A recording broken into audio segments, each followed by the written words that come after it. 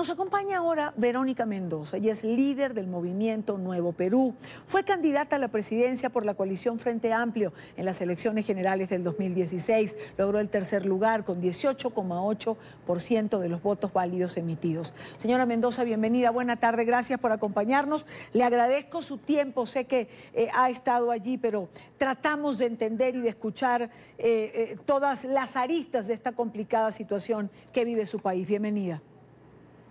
Y Dania, muy buenas tardes y muchas gracias por su preocupación y la de su canal por lo que está ocurriendo en nuestro país en estos momentos. ¿Qué está ocurriendo? Porque pareciera que hay una óptica distinta de acuerdo a quien uno pueda preguntarle a un abogado constitucional. Es más, aún los abogados constitucionalistas tienen distintas formas de ver lo que ha ocurrido. Y eso es una crisis de poderes y una crisis legal, pero también hay una crisis política planteada.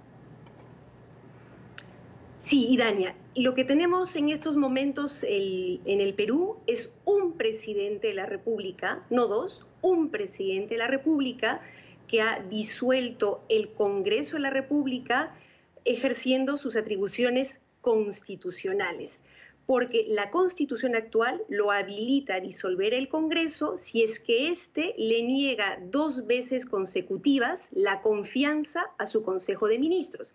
Y esto es lo que ha ocurrido el día de ayer, cuando el Parlamento no solamente se negó a que el presidente del Consejo de Ministros planteara su cuestión previa, sino que votó, que con sus votos rehusó esta cuestión de confianza, se rehusó a tratar el asunto, lo cual habilitaba constitucionalmente al presidente Vizcarra a disolver el Congreso. Pero hay que resaltar además que esto se dio en el contexto en el que la mayoría parlamentaria pretendía elegir apresuradamente, irregularmente y de manera no transparente al Tribunal Constitucional para boicotear las investigaciones que vienen avanzando en el país por el caso Lava Jato, y en un contexto en el que en unos pocos días, esta semana, el señor Barata, alto funcionario de Odebrecht, ha anunciado que va a develar quiénes están detrás de 70 codinomes, es decir, claves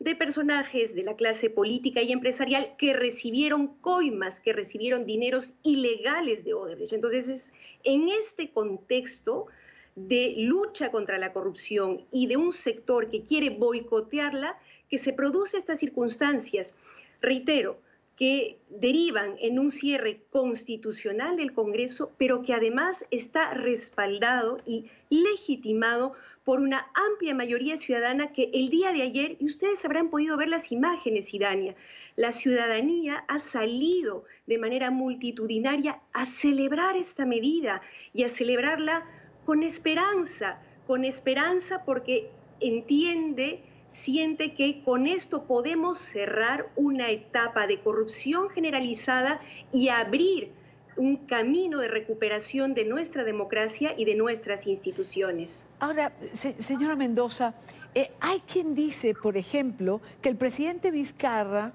se oponía al nombramiento del magistrado a la Corte Constitucional que fue nombrado ayer porque es experto, maneja, tiene los datos de un caso denominado Chinchero en el cual estaría inmerso el presidente Vizcarra y también tendría que ver con la corrupción.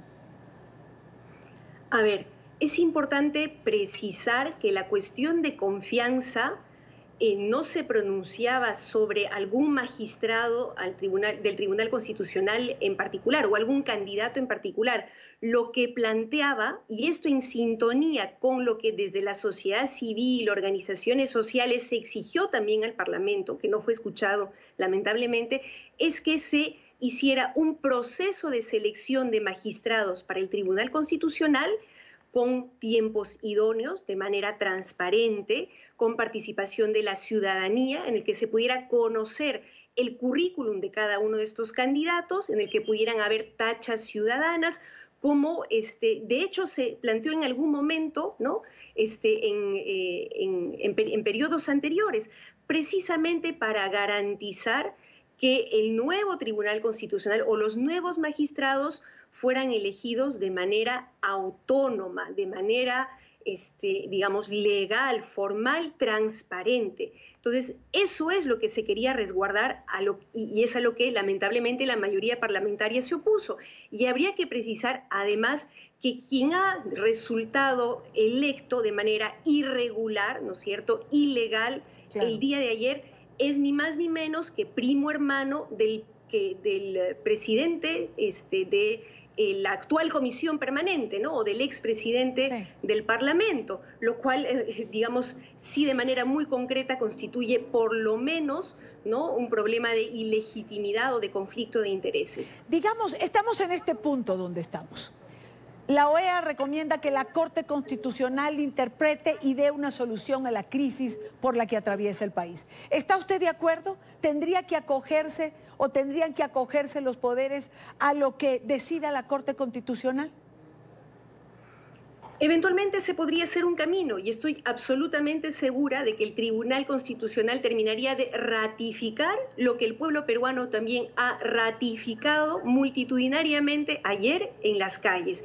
Esta ha sido una medida perfectamente constitucional que nos permite además generar un desenlace a esta crisis política que no es de ayer ni de antes de ayer, que venimos viviendo en el Perú a lo largo de los últimos años y particularmente meses, donde a raíz del estallido del caso Lava Jato se devela la corrupción generalizada en distintas entidades del Estado. Nos damos con las circunstancias en las que todos nuestros expresidentes elegidos en democracia lamentablemente están siendo procesados por corrupción y con ellos altos funcionarios, empresarios representativos de la clase empresarial tradicional, etcétera, etcétera. Entonces, es más bien para el pueblo peruano esta medida la posibilidad de permitir que se concluyan las investigaciones en los casos de corrupción de manera independiente, de manera autónoma, y que se abra un camino de recuperación de nuestras instituciones que estuvieron secuestradas por estas mafias, por estos corruptos, que no contentos con haber capturado el Parlamento, querían capturar el Tribunal Constitucional para boicotear estas investigaciones. El actual presidente de la República... Permítame interrumpirla un segundo, porque cuando usted dice, a ver, de estas mafias que han capturado el Congreso, ¿lo capturaron? Es decir, fueron elegidos, están allí porque fueron elegidos.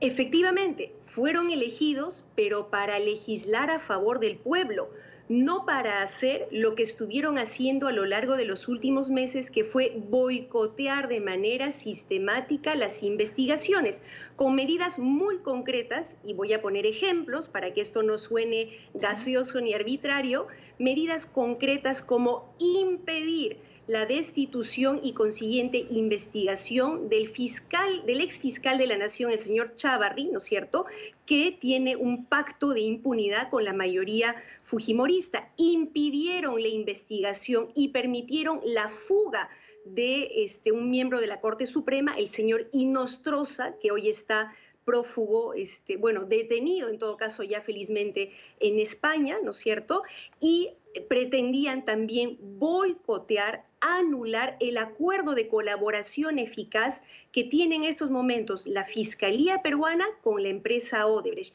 y que está permitiendo a la Fiscalía y al pueblo peruano conocer qué empresarios, qué políticos en los distintos gobiernos y provenientes de las distintas tiendas políticas se coludieron con la empresa Odebrecht, y dicho sea de paso, con otras empresas transnacionales y nacionales, para robarle dinero al Estado y al pueblo peruano. Ese es el meollo del asunto, eso es lo que centralmente está en juego en estos momentos, y habría que recordar, además, que al disolver constitucionalmente el Congreso, el presidente de la República inmediatamente ha convocado, tal como lo faculta y le obliga a la Constitución, a elecciones complementarias en enero del próximo año. Esperamos todos los peruanos que la comisión permanente, ¿no?, estos 27 congresistas que deben, ¿no?, seguir asumiendo sus funciones en este nuevo contexto, simplemente se instalen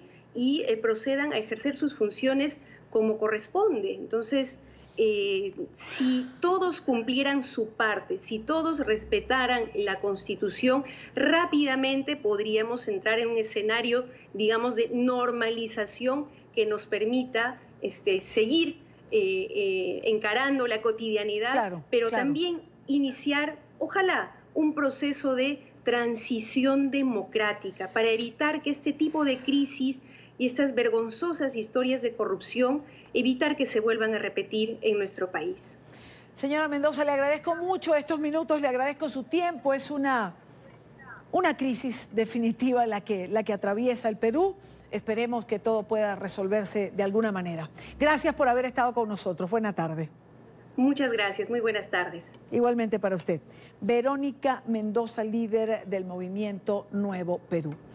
Hemos tenido un abogado constitucionalista y hemos tenido una líder política ex candidata presidencial. Como habrán podido darse cuenta, cada quien ve las cosas de una manera distinta. Y eso, en este momento, mantiene a la sociedad peruana de alguna manera confrontada. ¿Cuál será la solución? Es noticia en desarrollo.